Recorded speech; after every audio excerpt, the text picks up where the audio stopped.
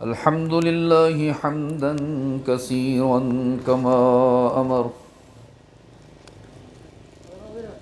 ونشهد أن لا إله إلا الله وحده لا شريك له في الخلق والأمر، إرغاما لمن جحد به وكفر. ونشهد أن سيدنا وسندنا ومولانا محمدا عبده ورسوله. أعوذ بالله من الشيطان الرجيم، بسم الله الرحمن الرحيم. من عمل صالحا من ذكر أو أنثى وهو مؤمن فلنحيينه حياة طيبة ولنجزينهم أجرهم بأحسن ما كانوا يعملون. صدق الله مولانا العظيم. وقال رسول الله صلى الله عليه وسلم: كل بني آدم خطاؤون وخير الخطائين التوابون.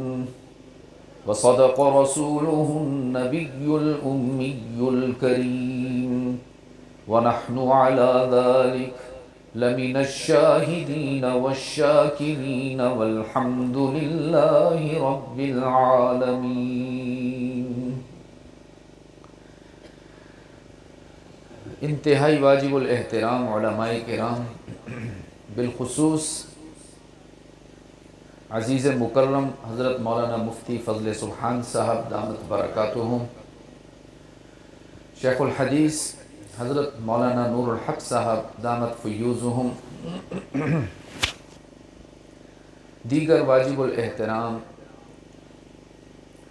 ارباب علم و دانش، محترم بزرگوں، عزیز دوستو، آج 11 دسمبر 2021 ہم یہاں بیلا لسبیلا بلوچستان پاکستان میں نماز عشاء کے بعد ایک مبارک اور منور و معطر مجلس میں توحید و سنت کانفرنس کے عنوان سے معنون اس تقریب میں دعوت اور تبلیغ کی نسبت سے جمع ہیں، اور ہم سب کی نیت یہ ہونی چاہیے کہ ہمارا بولنا، ہمارا سننا، ہمارا آنا، ہمارا جانا، ہمارا بیٹھنا وہ صرف اس لیے ہو کہ ہمارا اللہ ہم سے راضی ہو جائے. یہی نیت لے کر بیٹھیں. مجھے احساس ہے آپ حضرات کافی دیر سے تشریف فرما ہیں، موسم کی برودت بھی پیش نظر ہے اور رات بھی خاصی گزر چکی ہے، تو بہت مختصر سے وقت کے لیے آپ کی توجہ کا طالب ہوں. قرآن کریم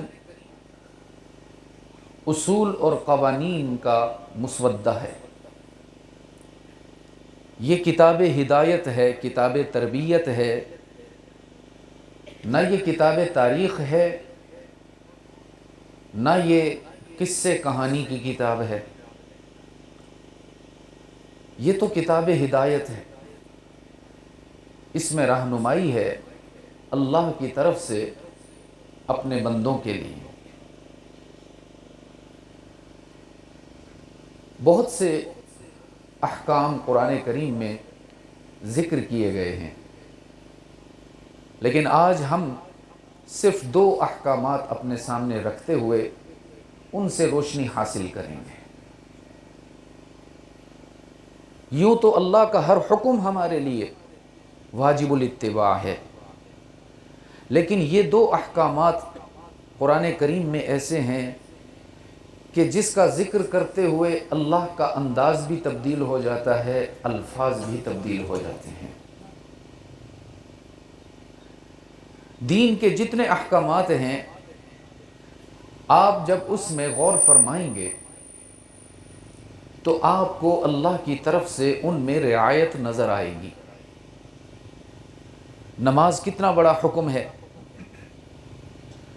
کہ رحمت عالم صلی اللہ علیہ وسلم کا یہ ارشاد مبارک نماز کی اہمیت بتلانے کے لیے کافی ہونا چاہیے کہ آپ صلی اللہ علیہ وسلم نے فرمایا اسلام اور کفر کے درمیان فرق نماز سے ہے۔ لیکن ہم جب دیکھتے ہیں کہ اتنے بڑے حکم میں بھی اللہ کی طرف سے رعایت موجود ہے، نرمی موجود ہے۔ مثال کے طور پر ہم جب نماز ادا کرتے ہیں تو کھڑے ہو کر پڑھتے ہیں، ایسا ہی ہے نا؟ آپ نماز کھڑے ہو کر پڑھتے ہیں جی۔ لیکن اگر کوئی شخص بیمار ہو جائے، علیل ہو جائے، ضعیف ہو جائے تو اللہ کی طرف سے نرمی موجود ہے کہ کھڑے ہو کر نہیں پڑھ سکتے ہو تو جی مانی نہیں کھائی آپ نے؟ کھانا آج نہیں کھایا ہوا؟ کیوں بھائی؟ خلیل بھائی کیا بات ہے، کھانا نہیں کھایا ساتھیوں نے؟ دن کو کھایا تھا؟ اللہ اکبر، اچھا ٹھیک ہے، پھر کوئی شکوہ نہیں آپ سے۔ اگر کھڑے ہو کر نماز نہیں پڑھ سکتے تو بیٹھ کر پڑھ لو، اگر بیٹھنے کی بھی ہمت نہیں ہے تو لیٹ کر پڑھ لو۔ اور لیٹ کر پڑھنے کا جو طریقہ شریعت ہمیں بتاتی ہے وہ یہ ہے کہ آپ اپنے سر کو اٹھا کر رکوع اور سجدے کا اشارہ کر لیں، سمجھ رہے؟ سر کو اٹھا، لیٹے ہوئے ہیں، تھوڑا سا سر اوپر اٹھائیں گے تو رکوع کا اشارہ ہو جائے گا، تھوڑا اور اٹھائیں گے تو سجدے کا اشارہ ہو جائے گا۔ لیکن اگر اس پر بھی قدرت نہیں رہی تو پھر اللہ کی طرف سے اس قدر نرمی موجود ہے کہ سر بھی نہیں اٹھا سکتے ہو تو پلکوں کو ہلا کر اشارہ کر دو، اللہ اس نماز کو بھی قبول فرما لیتے ہیں۔ نرمی ہے، رعایت ہے اللہ کی طرف سے، رخصت ہے۔ روزہ کتنا بڑا عمل ہے کہ رحمت عالم صلی اللہ علیہ وسلم نے فرمایا جس نے جان بوجھ کر بغیر کسی وجہ کے رمضان کا روزہ چھوڑ دیا، پھر اس کو ندامت ہوئی، شرمندگی ہوئی، احساس ہوا کہ مجھے اس کی قضا کرنی ہے، مجھ سے تو بہت بڑا نقصان ہو گیا، اب وہ قضا کے طور پر اس روزے کو قیامت تک دہراتا رہے، روزانہ روزہ رکھتا رہے اس کی تلافی کے لیے، تو وہ جو رمضان کا ایک فرض روزہ چھوڑا تھا تمام عمر کے نفل روزے بھی اس کے اجر تک نہیں پہنچ سکتے۔ یہ اتنا بڑا عمل، لیکن اس میں بھی رعایت موجود ہے، نرمی موجود ہے کہ اگر آپ سفر پر تشریف لے جا رہے ہیں یا اللہ نہ کرے آپ علیل ہیں، بیمار ہیں، ڈاکٹر نے کہہ دیا ہے کہ روزہ رکھنا آپ کی جان کے لیے خطرہ کا باعث بن سکتا ہے، تو اللہ کی طرف سے اجازت ہے کہ آپ روزے کو چھوڑ سکتے ہیں۔ جب صحت حاصل ہو جائے، جب سفر مکمل ہو جائے تو اس روزے کی قضا کر لیں تو اس کا اجر کم نہیں ہوگا کیونکہ وجہ موجود ہے۔ تو روزے میں بھی اللہ کی طرف سے رعایت ہے۔ زکوٰۃ کتنا بڑا حکم ہے، لیکن اس میں بھی اللہ کی طرف سے رعایت ہے کہ اگر اکٹھی زکوٰۃ نہیں ادا کر سکتے ہو تو تھوڑی تھوڑی کر کے ادا کر دیجئے۔ تو اسی طرح دین کے تمام احکامات میں آپ کو کہیں نہ کہیں رعایت اور نرمی ضرور ملتی ہے، لیکن دو احکامات اللہ کی طرف سے ایسے ہیں کہ جن میں اللہ کی طرف سے نہ کوئی نرمی ہے، نہ کوئی رعایت ہے، نہ کوئی سمجھوتا ہے، نہ کوئی کمپرومائز ہے۔ ایک حکم کا تعلق براہ راست اللہ کی ذات کے ساتھ ہے اور ایک حکم کا تعلق اس کے بندوں کے ساتھ ہے۔ وہ کیا حکم ہے وہ میں آپ کے سامنے عرض کر دیتا ہوں۔ فرمایا وَقَضَىٰ رَبُّكَ أَلَّا تَعْبُدُوا إِلَّا إِيَّاهُ، پہلا حکم، الفاظ تبدیل ہو گئے۔ قضا ربک، قضا سمجھتے ہو جیسے ہمارے ہاں بھی استعمال ہوتا ہے اردو میں، جب جج فیصلہ کر دے کسی بات کا، جس کو چیلنج نہ کیا جا سکتا ہو، جس کو تبدیل نہ کیا جا سکتا ہو، جس میں کوئی رعایت باقی نہ ہو، وہاں قضا کا لفظ استعمال ہوتا ہے۔ رب العالمین نے فرمایا قضا ربک، تمہارے رب کی طرف سے فیصلہ ہو گیا، قانون بن گیا، دستور ہو گیا، جس میں تبدیلی بھی ممکن نہیں، تنسیخ بھی نہیں ہو سکتی۔ پہلا حکم فرمایا اللہ تعبدوا الا ایاہ، عبادت کے لائق کوئی اور نہیں، تمہارے سجدے، تمہاری نظر و نیاز، تمہاری عاجزی اور انکسار کس کے لیے؟ کس کے لیے؟ دیر سے آیا ہوں مجھے اندازہ ہے، لیکن اتنی بھی دیر نہیں ہوئی کہ آپ سبق میں کمزوری دکھائیں۔ تھوڑا سا اس کو پیچھے کریں۔ ہاں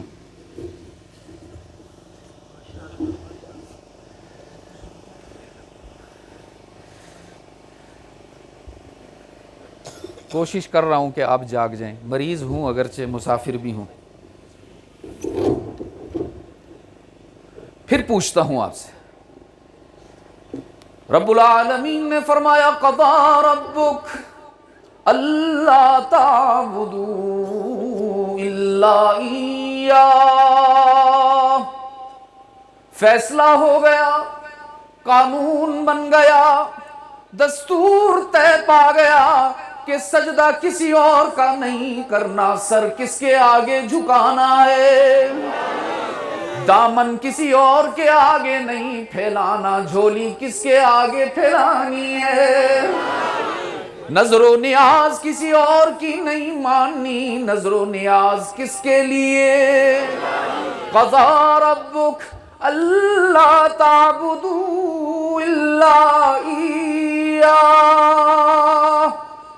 شریعت کے ہر حکم میں تمہیں رعایت مل سکتی ہے، شریعت کے ہر حکم میں تمہیں نرمی مل سکتی ہے، لیکن یہ قانون ہے کہ اللہ کی توحید میں شرک کی اجازت نہیں، کوئی گنجائش نہیں، ہرگز اجازت نہیں کہ اپنی جبین کی نیاز مندی اللہ کے علاوہ کسی اور کے ساتھ خاص کی جائے۔ کتنا ہی بڑا پیر کیوں نہ ہو عزیز دوستو، کتنا ہی بڑا مزار کیوں نہ ہو، بیلا کے روشن ضمیر ہو، نہ کسی پیر کے آگے سر جھکانے کی اجازت ہے، نہ کسی قبر کا سجدہ کرنے کی اجازت ہے۔ سجدہ کس کا ہوگا؟ نماز کس کی ہوگی؟ رکوع کس کے لیے؟ قیام کس کے لیے؟ روزہ کس کے لیے؟ عمرہ کس کے لیے؟ حج کس کے لیے؟ یاد کرو نا محمد نے کیا فرمایا تھا، ان صلاتی و نسکی و محیای و مماتی للہ رب العالمین۔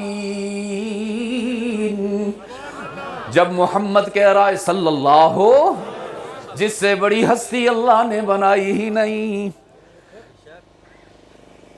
جب اپنے محبوب کے لیے کوئی رعایت نہیں رکھی اللہ نے، تو میرے اور تمہارے لیے کہاں سے گنجائش نکلے گی؟ ہاں، ایک صحابی حاضر ہوئے، اپنے محبوب کے سامنے آ کر عاجزی سے سر جھکا کر کھڑے ہو گئے، ایسے ہاتھ باندھ کر سر جھکا کے کھڑے ہو۔ رحمت عالم نے فرمایا حول حالک قبل کلامک، بات کرنے سے پہلے اپنی حالت کی اصلاح کرو، میرے سامنے ایسے مت کھڑے ہو جیسے خدا کے سامنے کھڑے ہوتے ہو، میرے سامنے اس طرح کھڑے ہو جیسے دوست کے سامنے کھڑا ہو جاتا ہے، بندہ بندے کے سامنے کھڑا ہوتا ہے۔ اللہ کا محبوب جس کو ساری کائنات میں دلہا بنا کر بھیجا، جس کو حسن کائنات کا نقطہ انتہا بنا کر بھیجا، وہ کہہ رہے ہیں میری نماز بھی اللہ کے لیے، میرے سجدے بھی اللہ کے لیے، میری قربانیاں بھی اللہ کے لیے، میرا جھکنا بھی اللہ کے لیے، اور حد ہو گئی عاجزی کی، فرمایا میرا جینا اور مرنا بھی اللہ کے لیے۔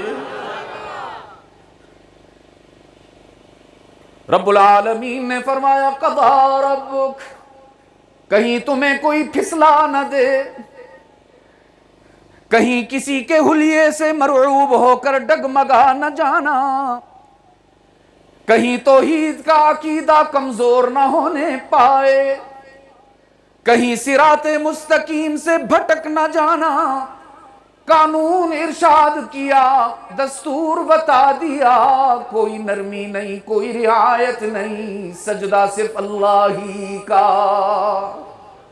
دعا کس سے مانگی جائے اور کیوں نہ مانگے، جب وہ خود کہہ رہا ہے ادعونی استجب لکم، مجھ سے مانگنے کے لیے متقی ہونے کی شرط نہیں، مجھ سے لینے کے لیے دیندار ہونے کی شرط نہیں، گناہگار ہو تو بھی آ جاؤ، خطا کار ہونا تو بھی آ جاؤ، سر سے پاؤں تک گناہوں میں ڈوبے ہوئے ہو، مایوس ہونے کی ضرورت نہیں، ادھر ادھر جانے کی ضرورت نہیں، بس ذرا میرے در پہ آؤ تو صحیح، جبین نیاز جھکاؤ نا، طلب کا دامن پھیلاؤ نا، میرے لطف و کرم کو آزماؤ، میرے سامنے آنسو بہاؤ۔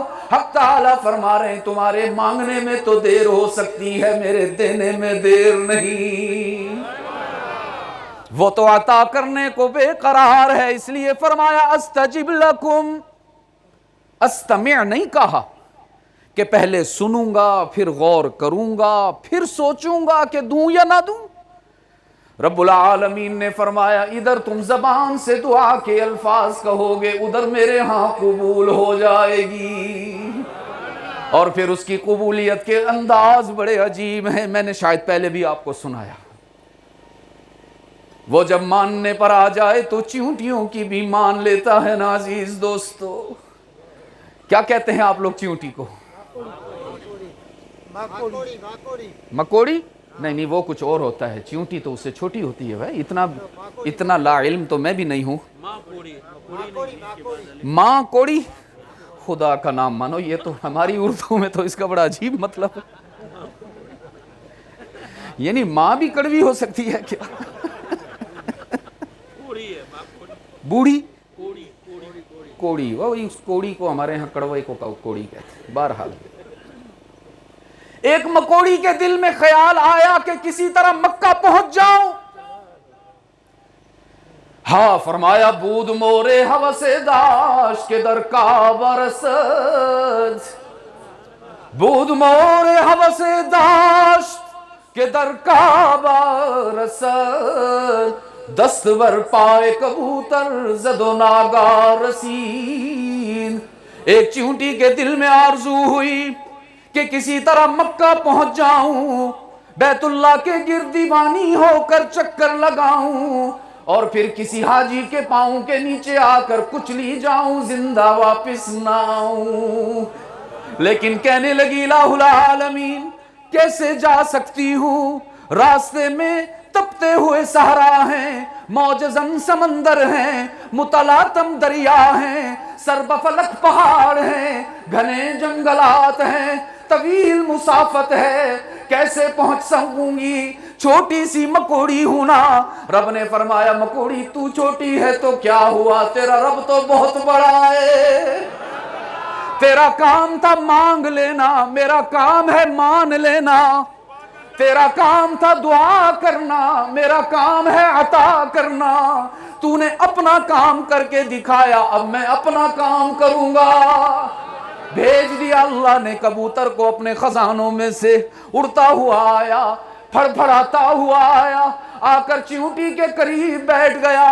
حق تعالیٰ نے فرمایا چیونٹی بیٹھ جا اس کے پاؤں پر، یہی تیرا جہاز بن کر اڑے گا، اور جہاز بھی چارٹرڈ عطا فرمایا۔ کیا انداز ہے قبولیت کا، تنہا سفر کرو گی، کوئی ساتھ نہیں ہوگا، بادشاہوں کی طرح جاؤ گی، اسباب نہیں ہے تو کیا ہوا، ریال نہیں ہے تو کیا ہوا، پاسپورٹ نہیں ہے تو کیا ہوا، رب جو تیرے ساتھ ہے، کسی سبب کی ضرورت نہیں، کسی انتظار کی ضرورت نہیں۔ وہ مکوڑی کبوتر کے پاؤں پر بیٹھ گئی اور کبوتر اللہ کے حکم سے اڑنا شروع ہو گیا، اڑتے اڑتے صحراؤں کو کراس کیا، دریاؤں سے گزر گیا، پہاڑوں کو سر کیا، جنگلات کو عبور کیا اور سیدھا مکہ پہنچ گیا، بیت اللہ کی چھت پر بیٹھ گیا۔ حق تعالیٰ نے فرمایا چونٹی چھوڑ دے اس کا پاؤں، تیری دعا قبول ہو گئی ہے۔ رب نے فرمایا ادعونی استجب لکم، کمزور ہونا، نیکیوں میں کمزور ہو، گناہوں میں طاقتور ہو، مایوس ہونے کی ضرورت نہیں، میرے در پہ آؤ تو صحیح، جب انہیں نیاز جھکاؤ نا، تھوڑے سے آنسو بہاؤ نا، اگر آنسو نہیں بہتے تو رونے کی شکل بنا کے دکھاؤ نا، تمہارے آنے میں دیر ہوگی، میرے راضی ہونے میں دیر نہیں ہوگی۔ کیوں ہم کسی اور سے مانگے عزیز دوستو؟ رب نے فرمایا من قرأ علی بابی فلم افتح لہ، تم میں سے کوئی یہ دعویٰ نہیں کر سکتا کہ میں نے رب کا در کھٹکھٹایا اس نے نہیں کھولا۔ تمہیں کھٹکھٹانا جو نہ آیا، تمہیں مانگنا جو نہ آیا، تمہیں اللہ پر ڈیپینڈ کرنا جو نہ آیا، پہلا حکم ہے اللہ کی طرف سے کہ عبادت کس کی ہوگی عزیز دوستو؟ یہی وہ حکم تھا جو ہمارے بچپنے میں ہی ماں باپ نے ہمارے شعور اور ہمارے قلب و نظر میں اس کو پختہ کروایا، جس کو ہم بھلا بیٹھے۔ بس کبھی فیصل آتا ہے تو کہلوا دیتا ہے آپ سے، باقی تو پھر دن پر دن، رات پر رات گزرتا چلا جاتا ہے، نہیں یاد کرتے ہو۔ یاد رکھا وہ سبق جو ماں باپ نے پڑھایا تھا بچپن میں، یا بھلا دیا؟ دوہرا لیں دوبارہ، میرے ساتھ مل کر دوہرائیں گے تو جو دوست ہمارے چادروں میں لپٹے ہوئے ہیں، کمبل لپیٹ رکھے ہیں اور جی گرم ٹوپی پہن رکھی ہے، آؤ نا میرے ساتھ، میں آپ کو ذرا پنڈی اسلام آباد لے کر جاؤں اور آپ رات کے 11 بجے اس طرح کھلے آسمان کے نیچے ذرا وہاں آپ بیٹھ کر دکھائیں تو ٹکٹ میرے ذمہ ہوگا انشاءاللہ۔ سخت سردی، یہ تو ہمارے مجاہدین کو اللہ جزائے خیر عطا فرمائے جنہوں نے 2 سال پہلے آزادی مارچ کر کے دکھایا تھا۔ شدید سردی اور بارش، پتا درخت کا ہل گیا تھا لیکن مجمع نہیں ہلتا تھا۔ اور ابھی پھر انشاءاللہ 23 مارچ کو آپ کو دعوت دی جا رہی ہے، پہنچیں گے کہ نہیں پہنچیں گے؟ مہنگائی پسند تو نہیں آ رہی کہیں آپ کو؟ ہیں؟ میں نے آج دن میں بھی کہا، کہاں تھے ہم؟ خلیل کون سے؟ آپ کو بھی بہت سردی لگ رہی ہے، یہ حالت ہے ظالم تیری۔ جب میزبان ہی اتنا بیچارہ برفیلا اور یخ بستہ ہوگا تو پھر مہمانوں نے تو ہونا ہی ہے۔ میں نے آج دن میں بھی کہا تھا، لوگ بڑے بڑے دعوے کرتے تھے جی کشمیر لے کر دکھائیں گے، کشمیر لے کر دکھائیں گے۔ میں نے کہا فٹ ہے منہ تمہارا، کشمیر لینا دور کی بات، اتنی مہنگائی کر دی، بازار جاؤ تو کشمیر بناسپتی گھی نہیں ملتا، تم کشمیر لے کے دکھاؤ، ہمارے لیے گھی لینا مشکل ہوگا۔ آپ میں سے جو 23 مارچ کو مارچ میں نہیں آ رہا، اس کا مطلب ہے کہ وہ مہنگائی پر بڑا راضی ہے۔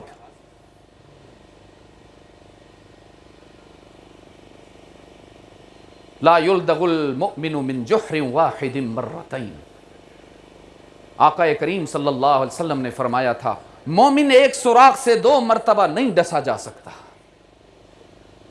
چلو ہم مانتے ہیں تم نے دھوکہ کھا لیا، تم نعروں کے فریب میں آ گئے، تقریر اعظم کو لیڈر بنا لیا، لوگ اس کو وزیر اعظم کہتے ہیں، میں تقریر اعظم کہتا ہوں اس کو۔ تقریریں جتنی سن لو اس سے، کام وہ نہیں آتا اس کو۔ میرے عزیز دوست، پتہ نہیں میں کیا بات کر رہا تھا اور کہاں سے کہاں چلے ہیں؟ سبق یاد کروا رہا ہوں اور سبق آپ سے سننا بھی ہے مجھے، اس لیے ذرا ہوشیار ہو کر بیٹھیں، ذرا تھوڑے سے گرم ہو کر بیٹھیں۔ ماں باپ نے ہمیں بچپن میں سکھا دیا تھا کہ سجدہ اللہ کے سوا کسی اور کا نہیں کرنا۔ آج بھی جو آپ میں سے ماں باپ ہیں بحمداللہ، وہ اپنے بچوں کو ساتھ لے کر مسجد جاتے ہیں، ان کے سامنے گھر میں مائیں مصلی بچھا کر کس کو سجدہ کرتی ہیں بھائی؟ یہی سبق ہمیں ماں باپ نے دیا، اور یہی سبق تھا جو رحمت عالم صلی اللہ علیہ وسلم نے 1430 سال پہلے صفا کی بلندی سے نشر کیا تھا، اور اسی سبق کا تسلسل تھا جو آج یہاں بیلا میں بھی میں آپ سے کہلوانا چاہتا ہوں۔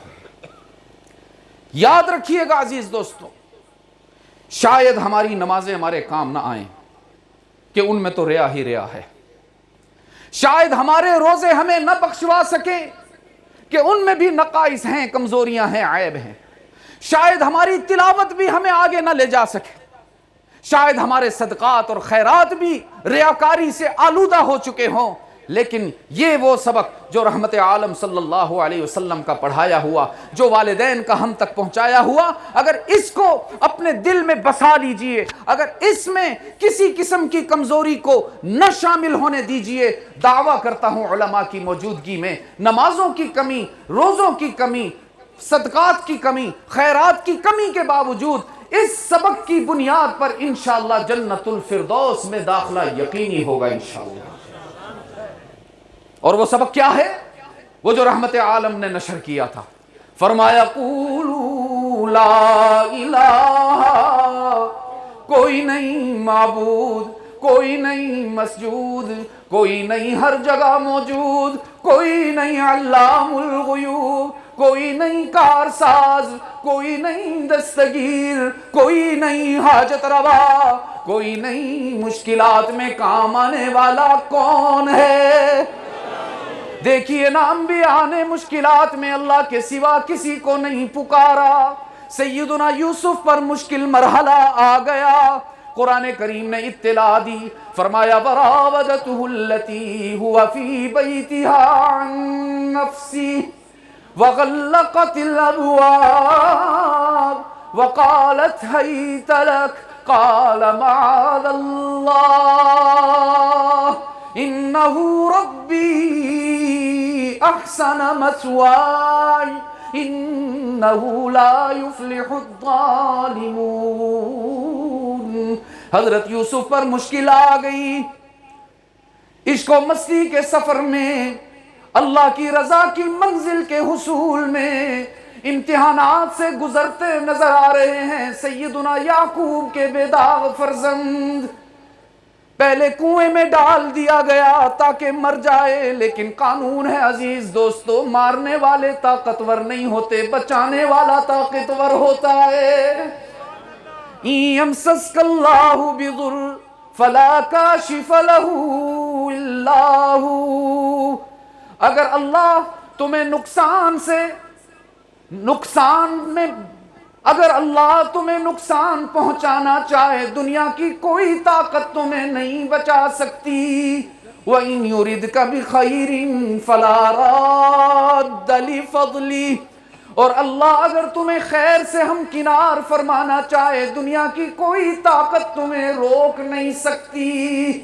بھائیوں نے مٹانے کا فیصلہ کر لیا، رب نے بچانے کا فیصلہ کر لیا۔ بھائیوں نے کنویں میں ڈال دیا کہ مر جائے گا، اللہ نے کنویں سے نکال دیا کہ بچ جائے گا۔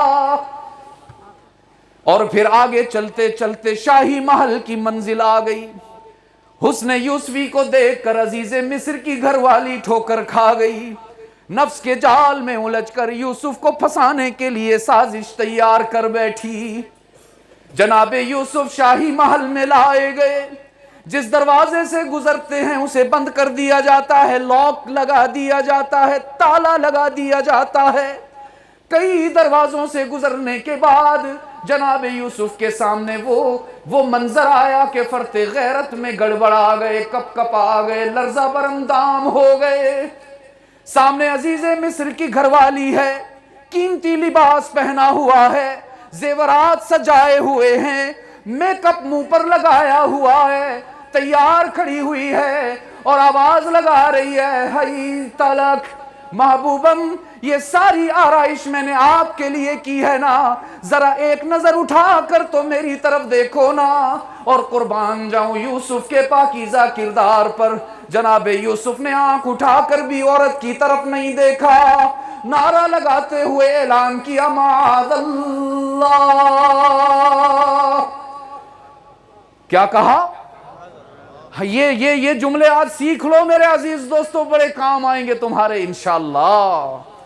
تمہاری زندگی میں بھی بار بار ایسے مواقع آئیں گے جب ابلیس پوری قوت سے تمہیں گناہ کی طرف متوجہ کرے گا، ایسے حالات بنائے گا کہ گناہوں میں ڈوبنا یقینی ہو جائے گا. اگر اس موقع پر تم نے بھی سنت یوسفی کو زندہ کرتے ہوئے یہ دو لفظ کہہ دیے تو جیسے اللہ نے یوسف کو گناہ سے محفوظ کیا، اللہ تمہیں بھی گناہ سے بچا کر دکھائے گا. کون سے دو لفظ ہیں؟ معاذ اللہ. کہو ذرا اس کو، پھر کہو ذرا، وہ آخر والوں کی آواز نہیں آ رہی. معاذ اللہ. جب کبھی گناہ کا خیال آئے، جب کبھی کوئی حرام منظر سامنے آئے، جب کبھی کوئی ایسی شخصیت سامنے آئے جس کو دیکھنے سے اللہ نے روکا ہے، ایسا موقع سامنے آئے کہ گفتگو کرنے میں حرام کا خطرہ ہو، سننے میں حرام کا خطرہ ہو، کمانے میں حرام کا خطرہ ہو، خرچ کرنے میں حرام کا خطرہ ہو، آنکھیں بند کر لینا اور نعرہ لگانا معاذ اللہ. کیا کہو گے؟ پھر ہوا کیا؟ ادھر جناب یوسف نے کہا معاذ اللہ، ادھر رب نے کہا واہ یوسف، تو نے اس خطرناک موڑ پر بھی اپنے رب کو بلایا، اس کو نہ بھلایا. اب دیکھ میں تجھے کیسے بچاتا ہوں، تیرے لیے کیسے اسباب بناتا ہوں. جناب یوسف نے عرض کیا الہ العالمین، یہاں سے کیسے نکلوں؟ محل ان کا ہے، یہ ملکہ عالیہ ہے، دروازے بند ہیں، ان پر لاک لگے ہوئے ہیں، کیسے نکل سکوں گا؟ رب نے فرمایا پیارے یوسف، جب رب کو پکارا ہے تو پھر گھبراتے کیوں ہو؟ دروازے بند ہوں گے تیرے لیے، لاک لگے ہوئے ہوں گے تیرے لیے، تیرے رب کے نزدیک ان کی کوئی اہمیت نہیں. تو نے مجھے یاد کیا نا، اپنی مشکل میں میرا نام لیا نا، اب میں تجھے کہہ رہا ہوں قدم بڑھاتے جاؤ، تالے ٹوٹتے جائیں گے، دروازے کھلتے جائیں گے. جناب یوسف نے قدم بڑھائے، اللہ نے تالے بھی توڑ کر دکھائے، دروازے بھی کھول کر دکھائے. تو بیلا کے روشن ضمیرو، یوسف کی مشکل میں کون کام آیا ہے؟ جناب یوسف نے اپنی مشکل میں کس کو یاد فرمایا ہے؟ تو پھر تم بھی وعدہ کرو نا، اگر کبھی تم پر مشکل آ گئی، اگر کبھی تمہیں دکھوں سے گزرنا پڑے، اگر تمہیں کسی چیز کی حاجت ہو، کسی اور کی طرف نہیں جاؤ گے، کہیں اور دامن نہیں پھیلاؤ گے، کسی اور کی منت کرتے نظر نہیں آؤ گے، اپنی مشکل میں کس کو یاد کرو گے؟ یہ اللہ کا پہلا حکم. عقیدہ توحید میں نو کمپرومائز، کوئی رعایت نہیں، کوئی نرمی نہیں. اور دوسرا حکم اللہ کا،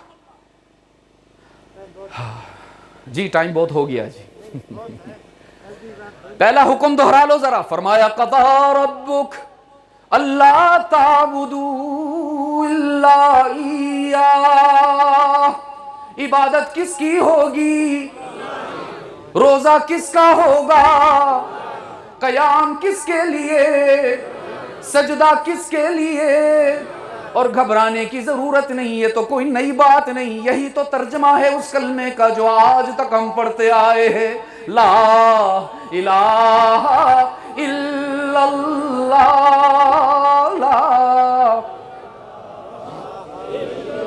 میں کوشش کر رہا ہوں کہ آپ کی آواز مجھ تک پہنچ جائے. آپ بھی کوشش کیجئے کہ آپ کی آواز چلو عرش تک نہیں جاتی تو مجھ تک تو آ جائے نا. لا الہ الا اللہ، لا الہ. اور دیکھیے میں آج آپ کو اس کا ترجمہ بھی یاد کروا دوں. عربی میں ہے نا زبان یا لمن عربی ومن عربی نمیدان. ہم کیا کریں، ہم نے تو عربی کو ایسے الماری میں بند کر کے رکھ دیا جیسے ہم اس کو جانتے ہی نہیں. تیرے سوا معبود حقیقی کوئی نہیں، کوئی نہیں. عقیدہ یہی ہے آپ کا؟ اللہ کے سوا کوئی اور معبود ہے؟ کوئی مسجود ہے؟ کوئی مقصود ہے؟ کوئی مطلوب ہے؟ تو پھر یہ جو کوئی نہیں ہے میرے ساتھ کہہ دو گے مل کر؟ گھبرا کے کہو گے نا، شرما کے؟ کہیں کوئی سن نہ لے.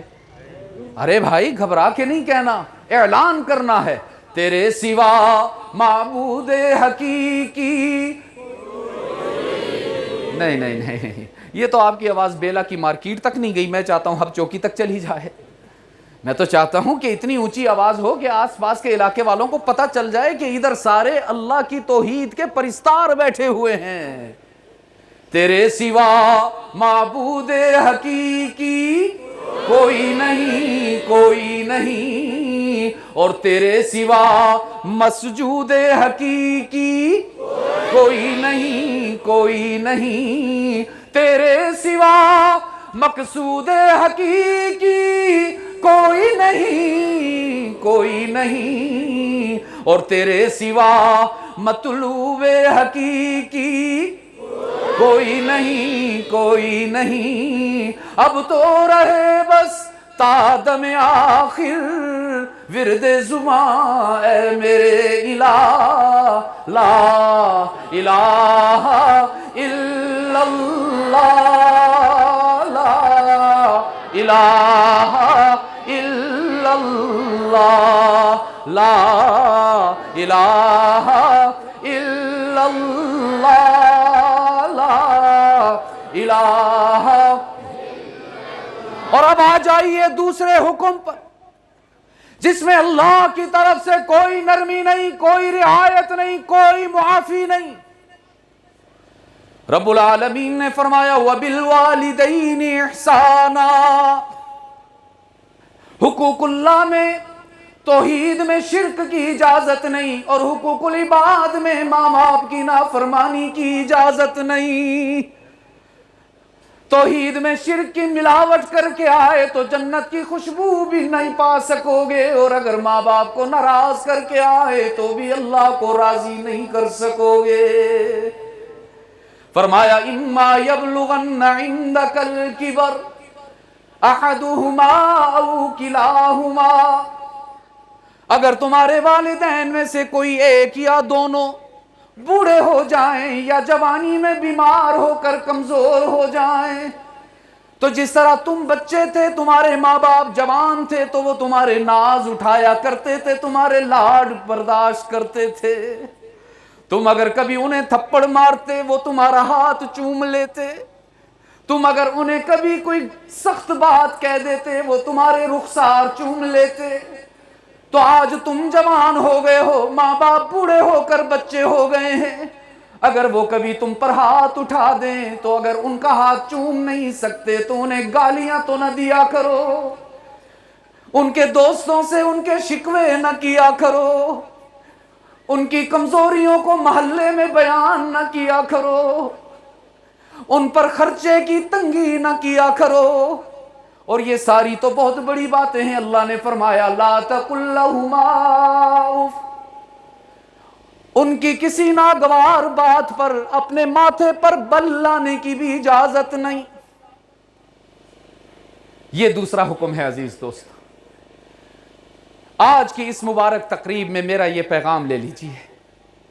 جیسے مفتی فضل سبحان صاحب نے فرمایا کہ قرآن کریم کے بغیر بات نہیں بنے گی, قرآن کریم کا پیغام اپنائے بغیر ہم نہ دنیا میں ترقی حاصل کر سکتے ہیں نہ آخرت میں عروج مل سکتا. بالکل اسی طرح عزیز دوست میرا بھی یہ میسج ہے کہ عقیدہ توحید میں مت ڈگمگانا. اللہ کی ذات, اس کی صفات, اس کی طاقت, اس کی قدرت میں اس کے بندوں میں سے کسی کو شریک نہ ٹھہرانا. گناہوں کے باوجود, خطاؤں کے باوجود, کمزوریوں کے باوجود انشاءاللہ جنت یقینی ہوگی انشاءاللہ. سب اس کی نیت کرتے ہو بھائی. مختصر بات کی ہے کیونکہ رات بھی زیادہ گزر گئی. تفصیلی بات انشاءاللہ ہم کل کریں گے, اس امید کے ساتھ کہ آپ سب کے یہ چمکتے ہوئے چہرے مجھے کل دوپہر کو بھی نظر آئیں گے. کہاں پر جی؟ کہاں؟ آپ خود بتائیں نا, جو میزبان تو آپ ہیں, ہم تو مہمان ہیں. مہمان آ کے میزبان کو بتائے گا کہ آپ کا گیسٹ روم کدھر ہے, آپ کا بیڈ روم کدھر ہے, وہ تو آپ کو پتا ہے سارے علاقے کا. کیا نام ہے علاقے کا؟ روانی. اور صبح کتنے بجے؟ ہاں صبح 10 بجے انشاءاللہ العزیز روانی میں ملاقات ہوگی اور دل کی بات ہوگی. اللہ آپ سب کا یہاں بیٹھنا اور اتنی تندہی اور دل جمعی کے ساتھ گفتگو کو سننا، علماء کا اکرام کرنا قبول فرمائے، ہماری بھی حاضری اللہ قبول فرمائے۔ درود شریف پڑھ لیں تو دعا کرتے ہیں۔ بسم اللہ الرحمن الرحیم، اللہم صلی علی سیدنا و مولانا محمد وبارک وسلم علیہ، ربنا ظلمنا انفسنا وان لم تغفر لنا وترحمنا لنکونن من الخاسرین، یا ارحم الراحمین ارحم امت محمد صلی اللہ علیہ وسلم۔ اے اللہ ہم کمزور ہیں، ہم ضعفاء ہیں، ہم فقراء ہیں، ہم بے دست و پا ہیں، ہمارا دامن خالی ہے، ہماری جھولی پھٹی ہوئی ہے، تیرے سوا کوئی کرم کرنے والا نہیں، تیرے سوا کوئی بگڑی بنانے والا نہیں، تیرے سوا کوئی فضل اور احسان کرنے والا نہیں۔ ہم جیسے کیسے بھی ہیں تو تیرے ہی بندے نا۔ تو یا اللہ ہم تیرے در پہ آئے ہیں، تیرے کھلے آسمان تلے تجھے پکار رہے ہیں۔ رات آدھی گزر چکی ہے، تو یقیناً تو اس وقت عرش معلی سے نزول کر کے انشاءاللہ آسمان دنیا پر آیا ہوا ہے، ہمیں دیکھ رہا ہے، ہمیں سن رہا ہے، براہ راست ہمارے دلوں پر تیری نگاہ ہے، ہماری آواز تیری سماعت سے ٹکرا رہی ہے۔ اے اللہ آج ہم سب مل کر اپنی خطاؤں پر، اپنے گناہوں پر، اپنی بدعملیوں پر، روح سیاہیوں پر توبہ کرتے ہیں، قبول فرما لے، ہماری توبہ قبول فرما لے، ہماری سیئات کو حسنات سے مبدل فرما دے۔ اللہ اپنی رضا نصیب فرما، اپنی مسکراہٹ نصیب فرما، اپنی معرفت عطا فرما،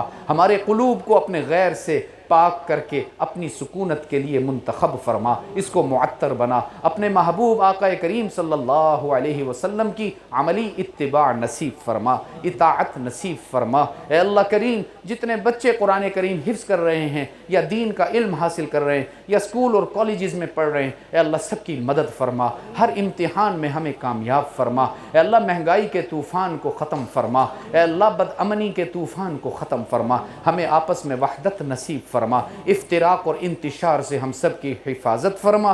جو مانگ رہے ہیں وہ بھی عطا فرما، جو نہیں مانگ سکے اپنے کرم سے عطا فرما۔